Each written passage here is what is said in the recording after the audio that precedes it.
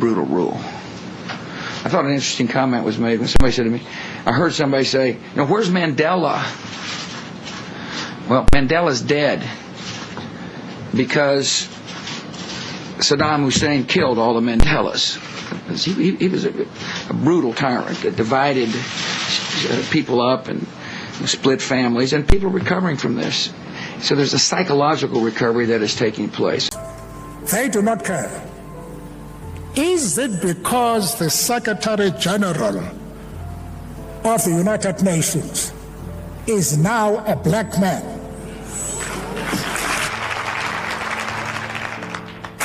What I'm condemning is that one power with a president who has no foresight, who cannot think properly, is now wanting to plunge the world into a holocaust. After such radical differences in policy and clear disdain towards President Bush, are you telling me that Nelson Mandela, who was known to speak out in the media, would remain silent when George Bush said he was dead? It doesn't make any sense.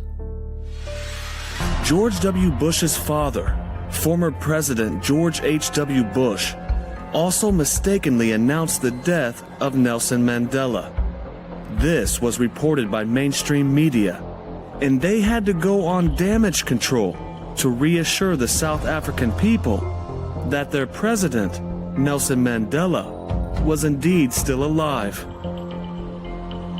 And in a book titled English Alive, published in 1991, a collection of writings from South African high schools, published by Claremont, the Western Cape branch of the South African Council for English Education, we find on page 54 the chaos that erupted in the ranks of the ANC when Nelson Mandela died on the 23rd of July, 1991, brought the January 29th, 1991 Inkatha ANC peace accord to nothing.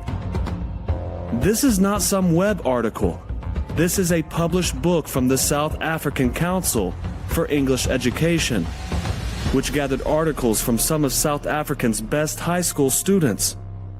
Are you telling me that South African publishers, writers, official councils, and high school students are also going to make the same mistake that George W. Bush and George H.W. Bush made?